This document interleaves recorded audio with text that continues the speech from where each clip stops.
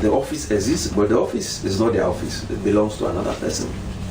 We also look at the other issue.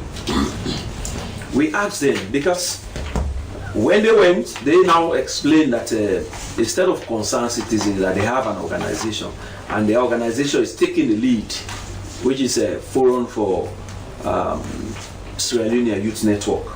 Then we asked them further, okay, how credible this your organization is. We register with City Council, we register with non-governmental association. We asked them, is there any proof to substantiate the fact that this organization is a registered organization? They failed to produce this one to the police also. We asked them now again, okay, even you have failed to produce this one, how are you going to coordinate these things? You're talking about nationwide. Do you have coordinator across the country? In case of anything, who will take responsibility? They say no, we only have a list of people we believe they are part of us. We now, with phone numbers and all other things, we can talk to those. We got several. We were able to get few. And all those contacted deny having knowledge of such activities. So it created doubts. Then the police decided to say no. Sincerely speaking, we are not going to allow you. And because you have created ambiguity in your presentations, we are going to do further investigation. What Lawyer Society have done and what we stand for is that we articulate the provisions of the law. Sections 25 and 26 of 1991 Act Number 6 clearly speak to protection of freedom of expression, which is Section 25, and protection of freedom of assembly, which is Section 26. So we are saying we are a democratic state, and these protections are indicators of the practice of democracy. If we cannot allow all of those to thrive, then our very practice of democracy is in question. In Sierra Leone, the calls for protests for a particular reason will just be used as a decoy to achieve some other purposes. Okay.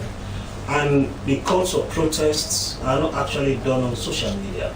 Even before situations where people will now write to the District General Police, you would have seen these kinds of requests being prefaced by social media publications outlining what will happen on the day, what they will do to people who will not join them. And when you analyze all of that and actually draw the conclusion that if we allow this thing to happen, we'll be like unleashing mayhem onto peaceful members of the Sierra Leonean society.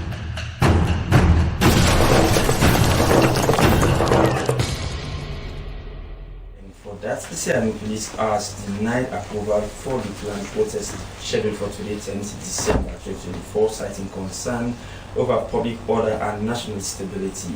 According to a press release from the police, Thomas Babadi and Mali Williams submitted a letter last month, November, requesting police permission for the event.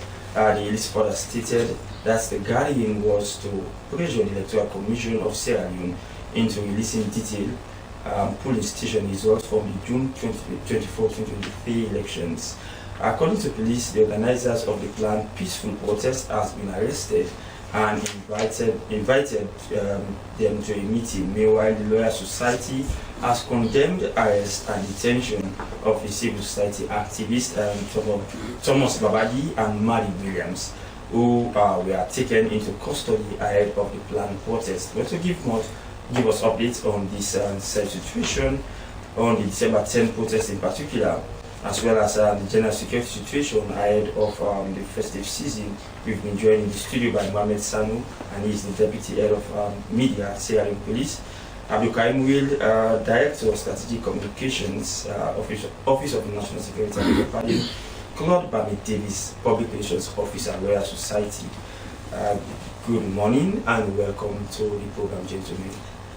Dennis, we also have Sir Thomas from the National Fire Force. He will be Yes, joining you'll us be later joining in the us program. shortly in the program. But for now, good morning, gentlemen, and welcome to the program as we start the discussion on security matters. Good morning. Good morning. Thank you. For obvious reasons, I should start with you, Police Media, too.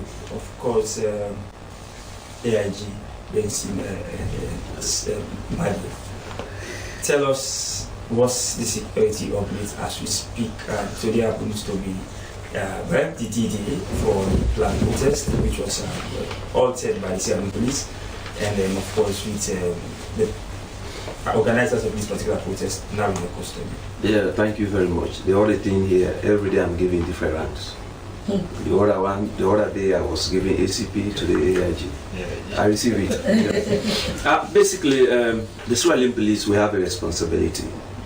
You know, the organization or the police was established by the Act of Parliament with a mantle of responsibilities to maintain internal security through professional, accountable, you know, democratic policings, and in the pursuit of all these things, we also work with communities to ensure that we carry out the required responsibility as an organization. We received a letter dated the 30th of this year from concerned citizens demanding police presence on today's dates as they will march from within the city countrywide to go to ECF's office. When we received that document, basically we acknowledge and then we call them, because as the procedure demand, sit together to really look at how are they going to plan these things. So during the ethical interview, we realized that all the information given by Thomas Bagadi and Maddie Williams are not correct. How? One, even the address of that letter, 39 Main Street, claiming that they own that office. The office belongs to another person. The office exists, but the office is not their office. It belongs to another person. We also look at the other issue. We asked them, because when they went, they now explain that instead of concerned citizens, that they have an organization, and the organization is taking the lead, which is a forum for Sierra Leone Youth Network. Then we asked them further, okay, how credible this your organization is. We register with City Council, we register with non-governmental association. We asked them, is there any proof to substantiate the fact that this organization is a registered organization? They failed to produce this one to the police also. We asked them now again, okay, even you have failed to produce this one, how are you going to coordinate these things? You're talking about nationwide. Do you have coordinator across the country? In case of anything, who will take responsibility? They said, no, we only have a list of people we believe they are part of us. We now, with phone numbers and all other things, we get on to those. We caught several. We were able to get few. And all those contacted deny having knowledge of such activities. So it created doubts. Then the police decided to say, no, sincerely speaking, we are not going to allow you. And because you have created ambiguity in your presentations, we are going to do further investigation to really go in depth. So based on that, the two guys we are taking to CID for further investigation. So they are helping the police. Now, Assistant Superintendent of Police Mohammed Bob Sinsen. Now, with all of these scenarios you have been pointing upon, and of course all of the evidence you've gathered so far and the intelligence you've gotten around these two individuals, the question is that substantial enough to have thrown them in? Because you now know their address, you now know where to get them. The fake address? But at least you know their office existed. Which office? I said the office on that letter exists, but the office belongs to another person. So how are you going to trace them? Even when Does it belong to another organization? It's another person who is doing another, official work. They are not part of that office. When we went there in person to hand over the documents to them. Only one young man was met. We asked, Say that the two guys used to come here, they sign on their behalf, and indeed they received the letter. We even asked them, "How do you have phones in case of anything to come?" So no, we don't have phones. You are planning to do kind of a nationwide protest. You don't have phone. Put yourself in the position of the security sector or the police, to be specific. Do you trust those people with all the presentations, with all the analysis? Then considering the multiple intelligence we received. Recently, you heard about the incident at Waterloo, and also another potent security threats. This is festive season. Last year it was turbulent in the sense that at this time it was also coffee for certain areas. So we have the responsibilities to prevent further happenings of such. So the lawyer used to say, "He who alleged must be proved." If you are saying I'm genuine, pure, you are also ready to provide relevant, evidence to substantiate whatever claim you want to make. So basically, we decided no, you have further things to respond to. Okay, so now ACP, so what's the next plan for these people you have in custody? Yeah, ACP again. Yes. Yeah, well, basically, I used to say investigation is a process. Okay. It's a gradual process. And it's good we have a legal man here. In the court there, they used to say, during the course of prosecutions, any doubt created, the benefit goes to the accused. Investigation is not just an event that will start today and end tomorrow. It's a process. They are helping the police. There are a lot of things to really, prove beyond all reasonable doubt. Okay. Even though they are in custody, we still consider them as suspects. When we decide to charge them based on the evidence, we call them accused. Taking them to court, we call them accused. Only the competent court of law will say they are guilty of this and this and this and this. All right, ASP, please make it a bit clear for our audience. In fact, before moving over to Claude Bami Davis, there's this suspicion always coming from members of the public whenever it has to do with issues on protest. When people write to the CLIN police, you have the more obligation to really either grant them permission or to put that protest on hold and provide sufficient reasons for that. Letter dated 5th December, I think you attempted doing that. But what you did not state in that letter was the fact that these two suspects, as you call them now, we are even arrested. And so that's leave a room for doubt by members of the public. What do you mean? That we did not state that one in the press release? Yeah, you just say they are helping with investigation, but not necessarily that. When you are helping police in investigation, where do you think they can be in the houses while helping with investigation? That is also another thing. So even when you police come, now let me tell you, yes. We have basically three main reasons why we do detain you. We detain you for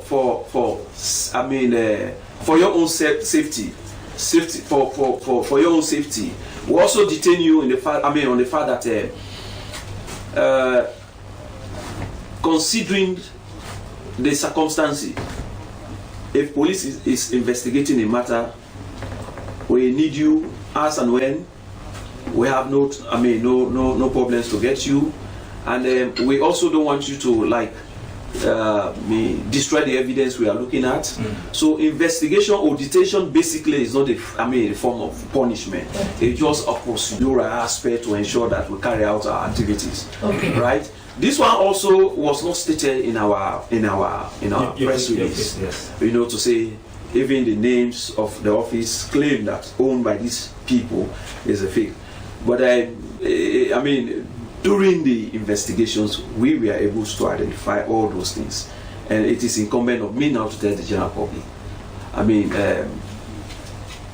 Proving beyond all reasonable doubt that we have the right, that the reasons to arrest them, or to even subject them to further questioning based on the doubts created during their presentations. ASP, before we move to the lawyer's representative here, so are you aware that for the past 5 or more years, you've not been able to grant permission to people, peaceful citizens, to go about protesting, because protest is a very legal way of doing things. But yes, because if you just keep asking people not to protest, then there is something that you don't want people. You are depriving them to express their rights. You see, for the past years, I don't know if you have record of the number of permits or you've been given to Sierra Leoneans to go ahead with protests. I don't know if you have statistics with that too. What you said is the right to protest.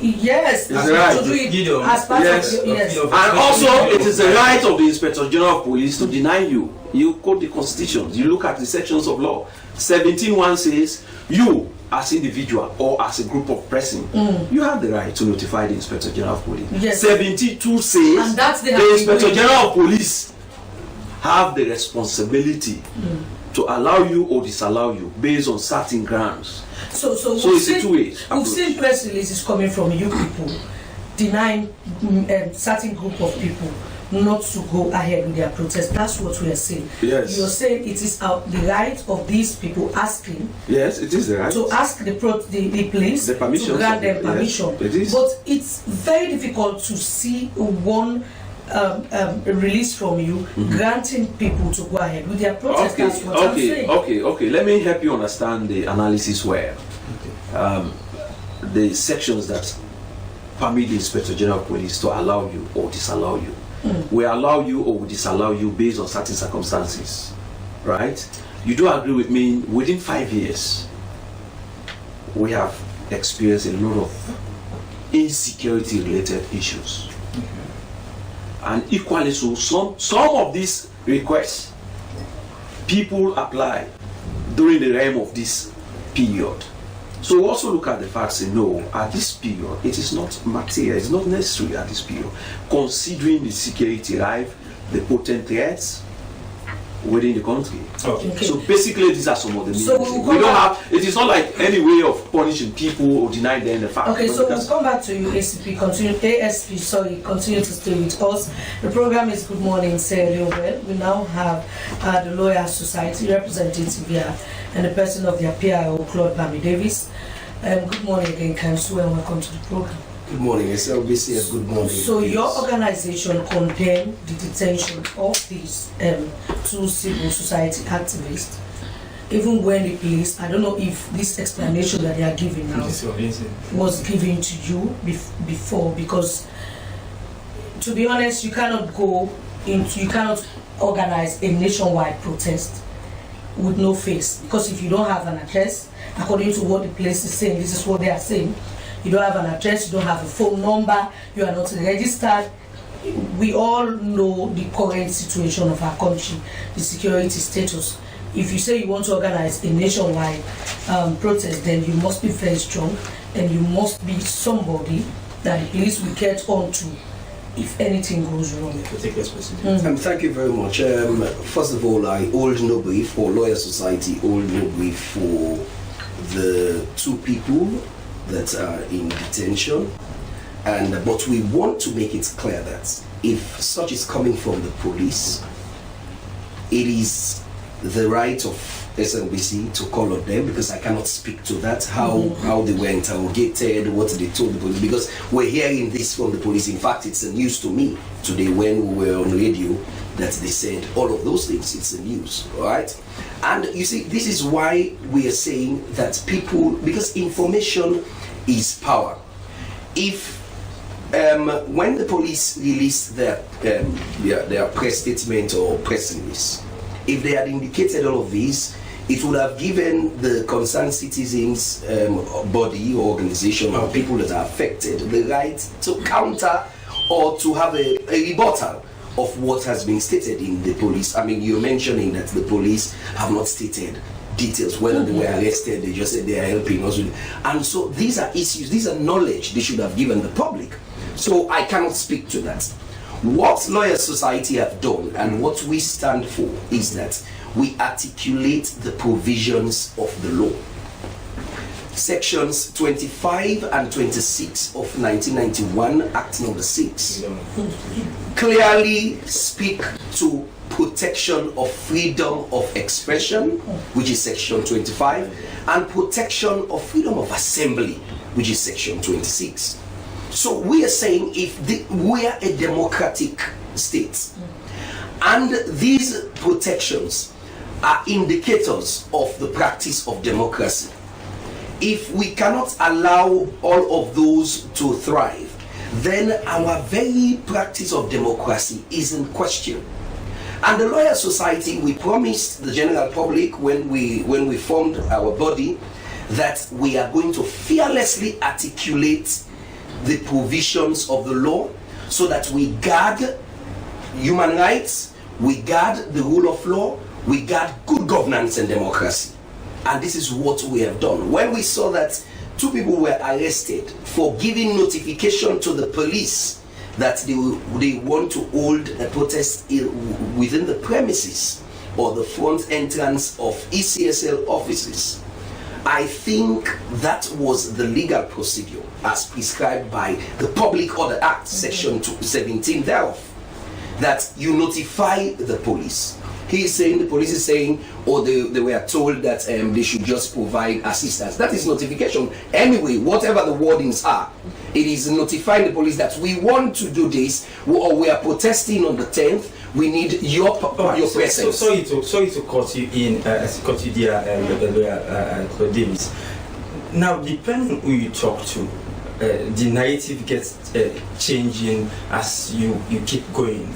Now, from your press dated 6 December, you stated that if you condemn the arrest of these 2 individuals, you find it as an arbitrary arrest by the CLIN police, who are also pinpointing to the provisions of their mandate that these individuals were arrested because they were suspected to wanting to cause mayhem to the public safety and security of the state. Now, the question is, in as much as you are advocates of the people, don't you think they also renege in their obligation, like you're quoting Section 75 of the Public Order Act, 17 rather, of the Public Order Act, that states that they must notify police and they should wait for a clearance to move on with their protest. So CLIN police is now saying they notice that clearance they are waiting for will cause mayhem to the public, the state. I mean, so again, the provision, subsection 2 of Section 17 of the Public Order Act tells you that when the police is being notified, the Inspector General of Police is being notified,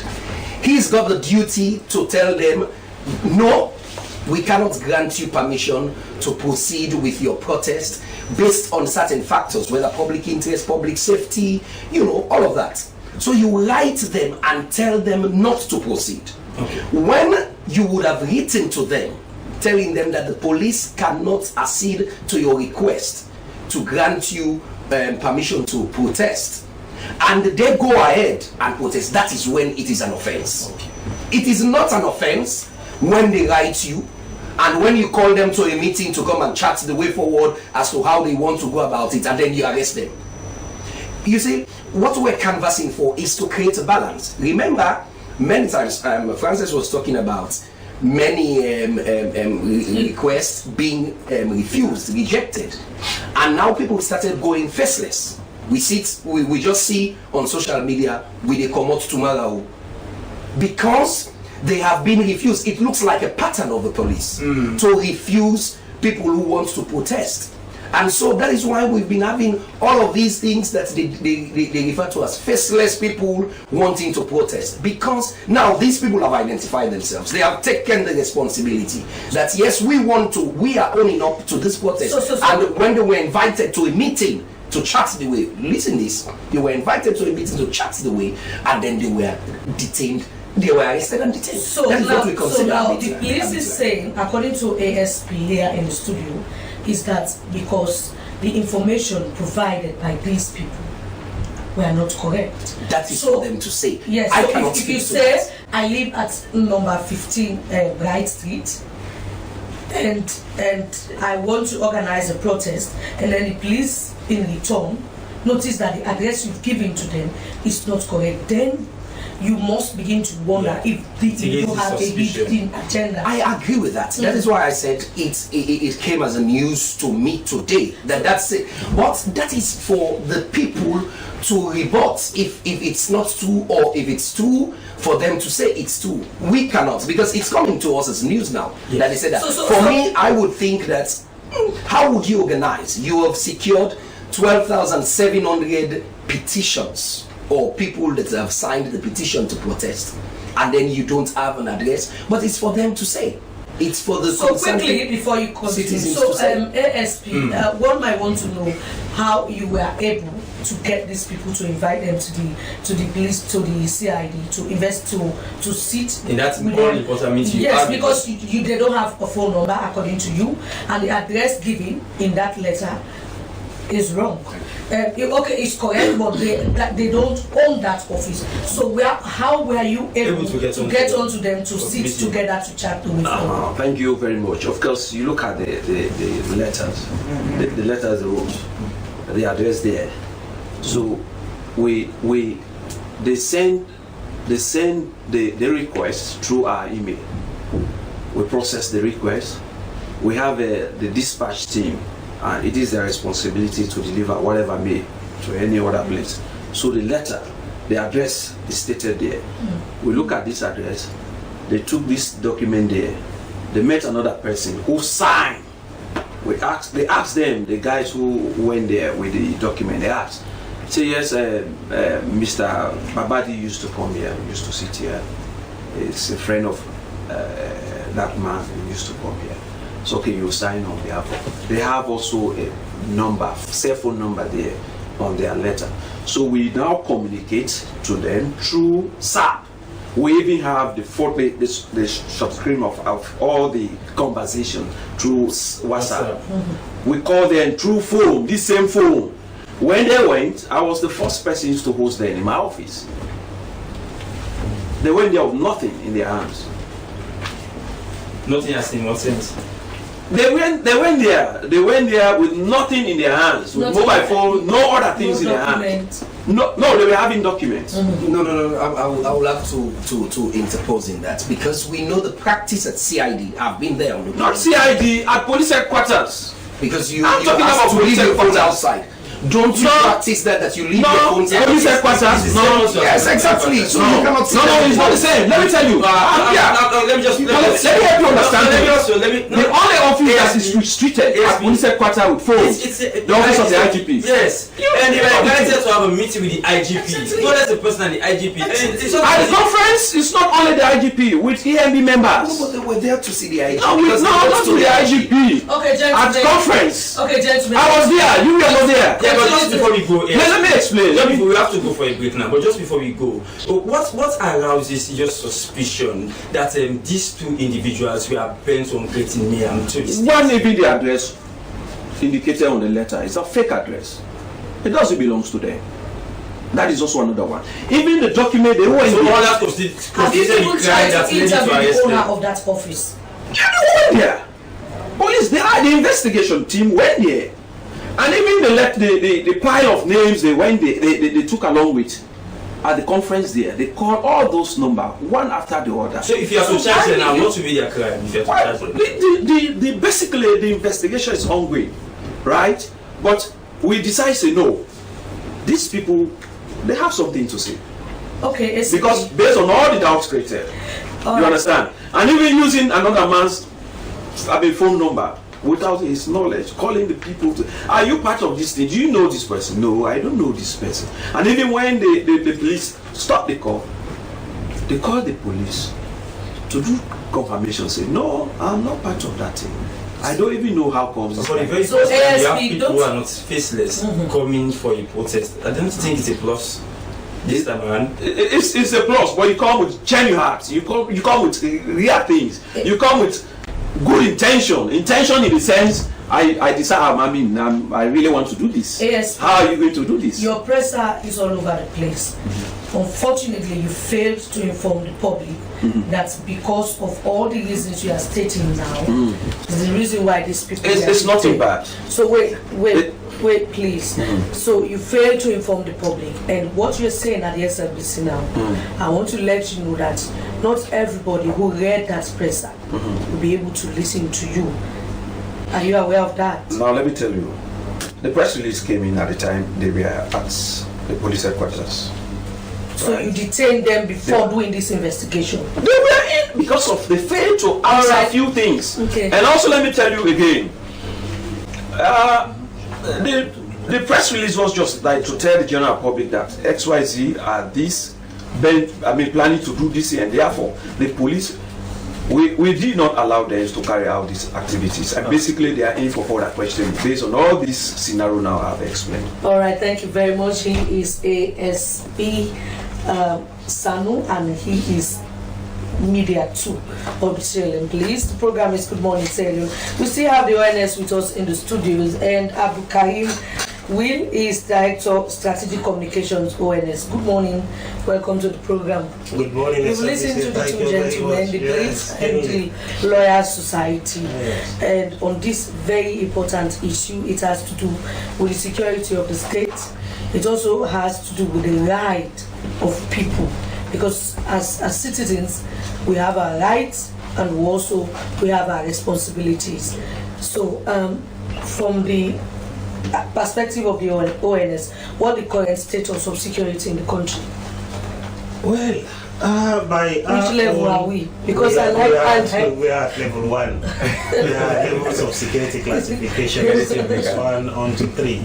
What we currently experiencing is level 1, and it's expected that this will continue to be the case. Which means there is no known threat to the safety and security of Sierra Leoneans. We continue to call on the Sierra Leonean community to partner with us for our safety. So by our own analysis, based on intelligence, based on security information, we can confirm that Sierra Leone is relatively peaceful, in spite of publications on social media platforms wanting to present a picture that Sierra Leone is doing and gloomy. For instance, it would seem that some people, maybe not us in the studio, are quick to forget.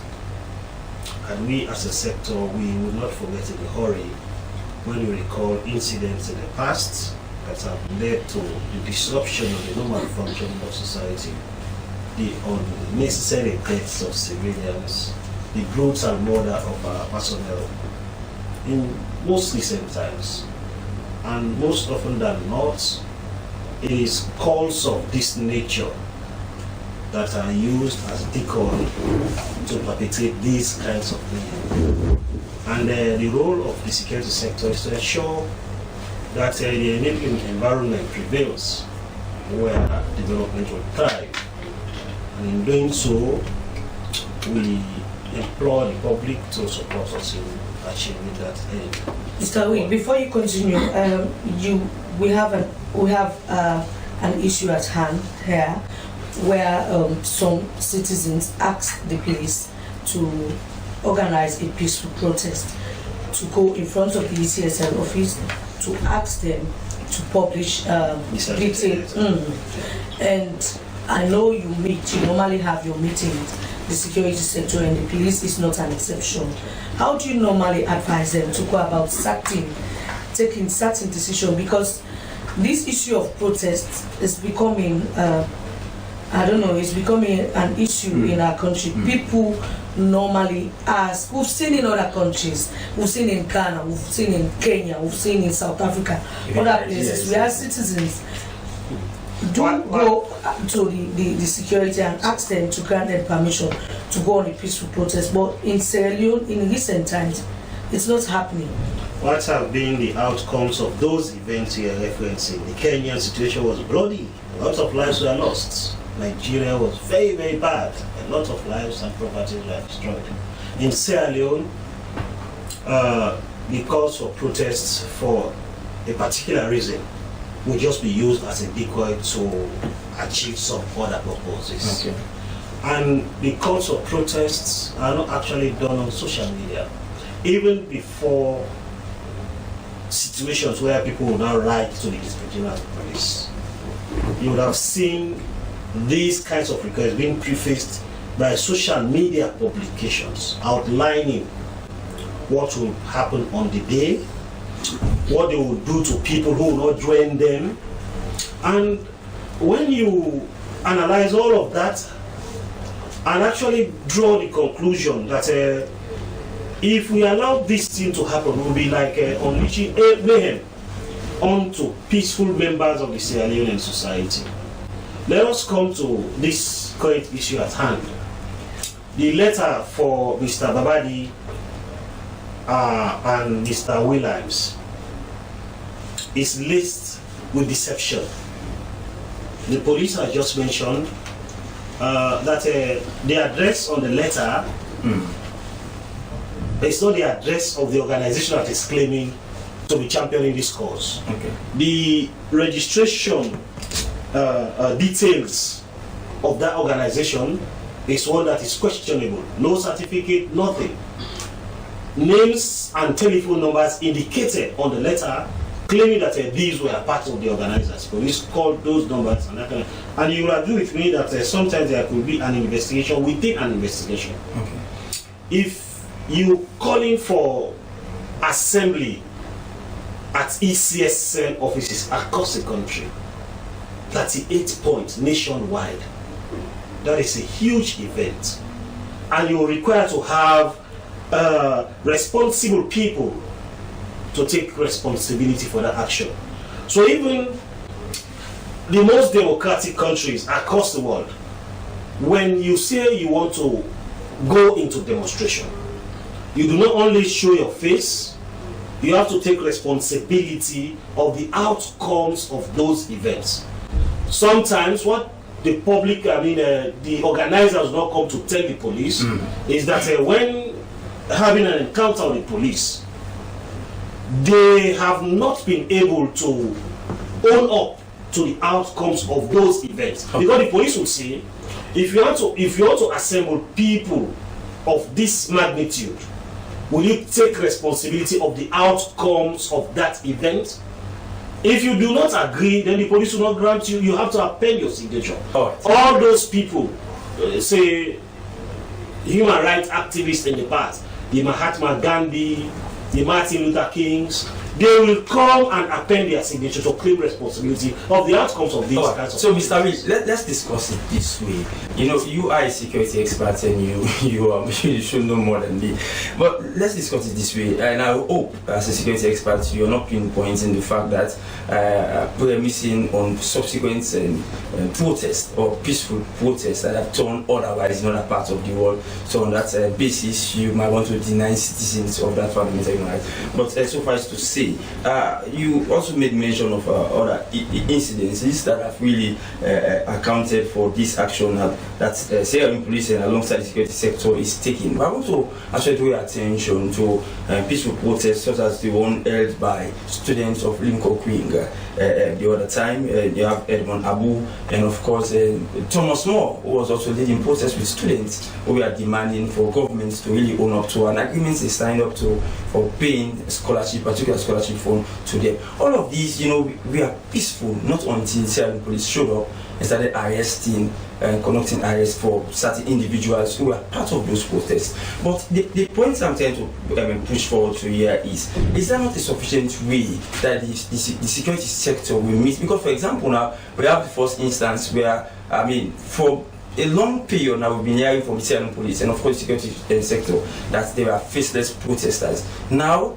some faces have come up who wants to organize a protest of this magnitude. Wasn't there going to be a better way you could have planned this with them?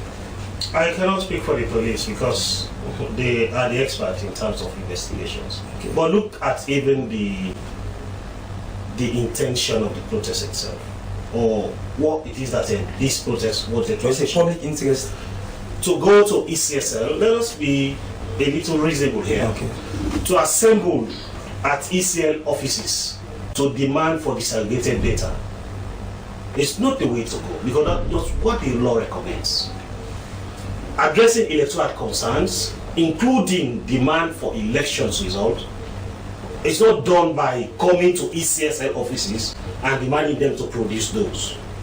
Rather, the law says there are structures, there is a judicial process. Go to the courts and resolve those. If you now say, no, I'm going to, I will not pay attention to all of those, rather I'll go to ECF offices and assemble to do A, B, and C. The question is what will be the outcome in the event that the ECF doesn't succumb to your demands. Because obviously they will not have any reason to succumb to those kinds of demands. I know because I participated in the elections, both as a voter and as a security sector practitioner. Election management board. Yes.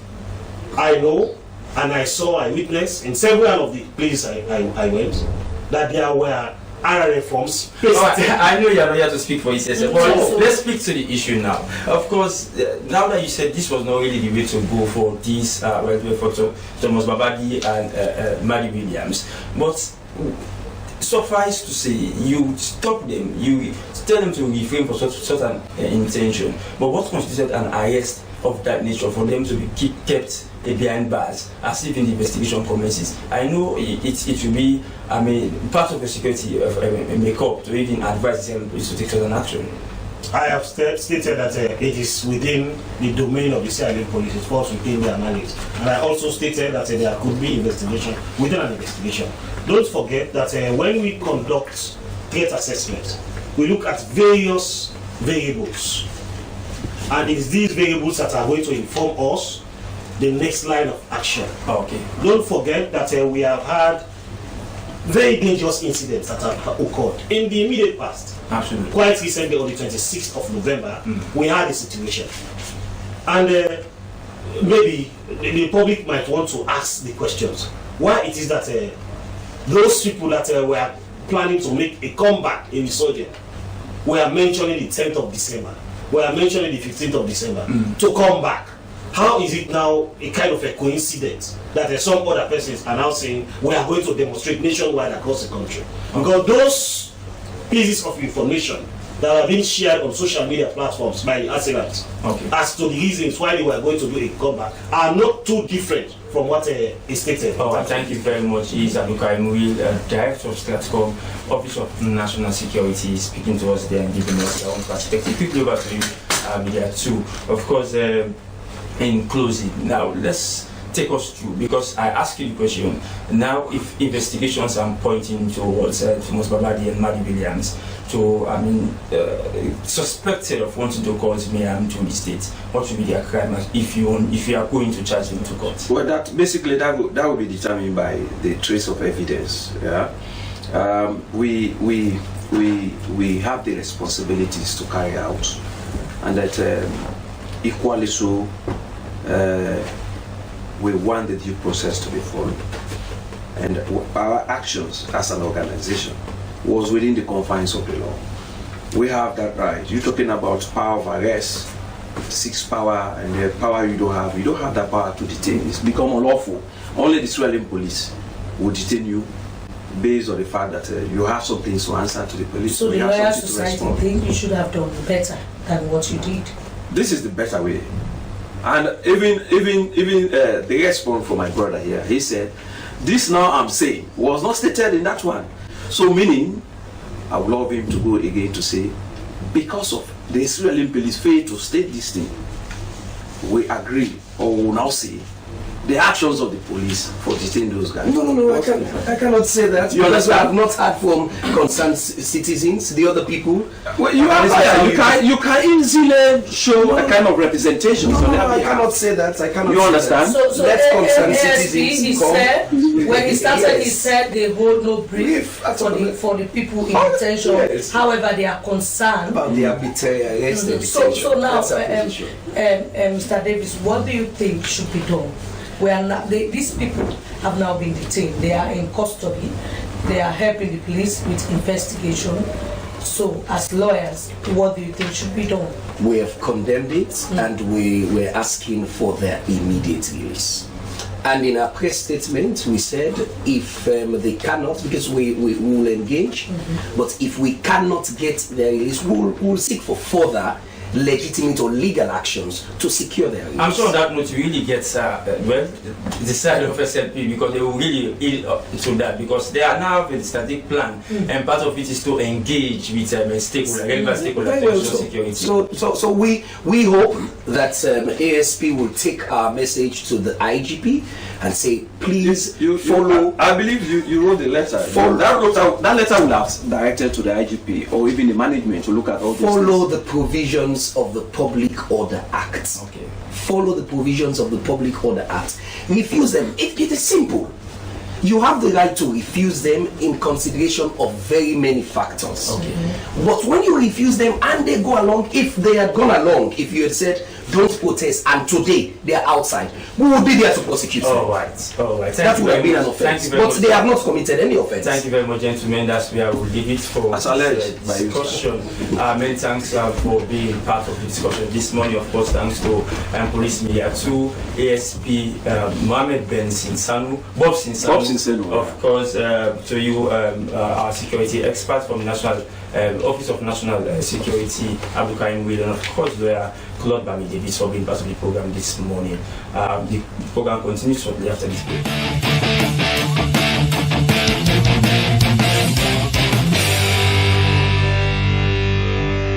Please subscribe to my new YouTube channel Don CLIN and hit the notification bell to be notified for new videos.